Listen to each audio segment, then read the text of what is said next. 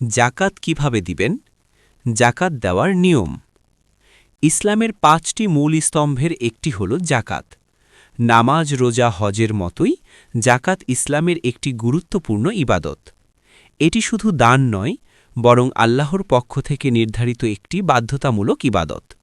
জাকাতের মাধ্যমে সমাজের ধনী ও দরিদ্রের মাঝে ভারসাম্য তৈরি হয়।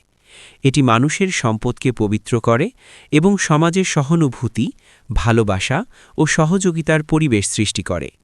আল্লাহ তাআলা কোরআনে বহুবার নামাজের সাথে জাকাতের কথা উল্লেখ করেছেন।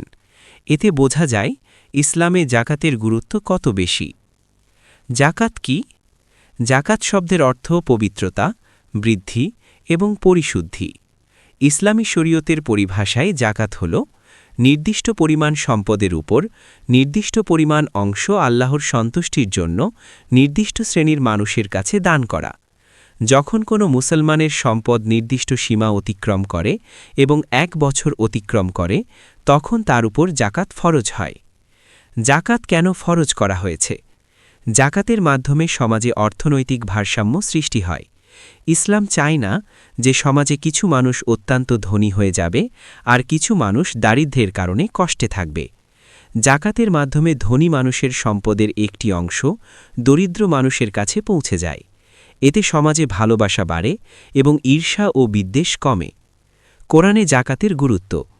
কোরআনে বহু জায়গায় আল্লাহ তাআলা বলেছেন, নামাজ কায়েম করো এবং জাকাত প্রদান করো। এটি ইসলামের একটি মৌলিক ইবাদত। যারা জাকাত দেয় না, তাদের সম্পর্কে কোরআনে কঠোর সতর্কবাণী এসেছে। জাকাত ফরজ হওয়ার শর্ত। জাকাত ফরজ হওয়ার জন্য কয়েকটি শর্ত রয়েছে। প্রথমত, মুসলমান হতে হবে। দ্বিতীয়ত, স্বাধীন হতে হবে। তৃতীয়ত, নিসাব পরিমাণ সম্পদের মালিক হতে হবে। চতুর্থত, সেই সম্পদের ওপর ১ বছর অতিবাহিত হতে হবে। নিসাব কি? নিসাব হল সেই পরিমাণ সম্পদ যার মালিক হলে একজন মুসলমানের উপর জাকাত ফরজ হয়। বর্তমান হিসেবে জাকাত সাধারণত ধরা হয় ৮৭.৪৮ গ্রাম স্বর্ণ অথবা ৬১২.৩৬ গ্রাম রূপা। যদি কারো কাছে এই পরিমাণ সম্পদ বা এর সমমূল্যের টাকা থাকে এবং ১ বছর অতিক্রম করে, তাহলে তার উপর জাকাত ফরজ হবে। জাকাতের পরিমাণ। জাকাত সাধারণত মোট সম্পদের ২.৫%, অর্থাৎ ১০০ টাকায় ২ টাকা ৫০ পয়সা। এটি ইসলামের নির্ধারিত নিয়ম। কোন সম্পদের উপর জাকাত দিতে হয়? স্বর্ণ ও রূপা, নগদ টাকা, ব্যবসার মাল, ব্যাংকে জমা টাকা, বিনিয়োগের সম্পদ, এসবের উপর জাকাত দিতে হয়। কোন সম্পদের উপর জাকাত নেই? নিজের বসবাসের বাড়ি, ব্যবহারের কাপড়, ব্যক্তিগত গাড়ি, ব্যবহারের আসবাবপত্র, এসবের উপর জাকাত ফরজ নয়। জাকাত পাওয়ার যোগ্য মানুষ। কোরআনে ৮ শ্রেণীর মানুষের কথা বলা হয়েছে। ১ দরিদ্র, ২ মিসকিন, ৩ জাকাত সংগ্রহকারী, ৪ নতুন মুসলিম, ৫ দাস মুক্তির জন্য, ৬ ঋণগ্রস্ত, ৭ আল্লাহর পথে সংগ্রামকারী, ৮ মুসাফির। এই ৮ শ্রেণীর মানুষ জাকাত পাওয়ার অধিকারী। জাকাত দেওয়ার সঠিক নিয়ম। জাকাত দেওয়ার সময় নিয়ত করতে হবে। নিয়ত করতে হবে যে এটি আল্লাহর সন্তুষ্টির জন্য দেওয়া হচ্ছে। এটি এমনভাবে দিতে হবে যাতে প্রাপক লজ্জিত না হয়।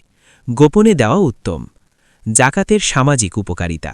জাকাত সমাজে দারিদ্র্য কমায়, মানুষের হৃদয়ে সহানুভূতি সৃষ্টি করে, সমাজে অর্থনৈতিক ভারসাম্য তৈরি করে, ধনী মানুষকে কৃতজ্ঞ করে তোলে। জাকাত না দিলে কি হয়? ইসলামে জাকাত না দেওয়া একটি বড় গুনাহ। কোরআন ও হাদিসে এর কঠোর শাস্তির কথা বলা হয়েছে। সাহাবীদের যুগে জাকাত। রাসূলুল্লাহ সাল্লাল্লাহু আলাইহি ওয়াসাল্লামের সময় এবং সাহাবীদের যুগে জাকাত খুব গুরুত্বের সাথে আদায় করা হতো।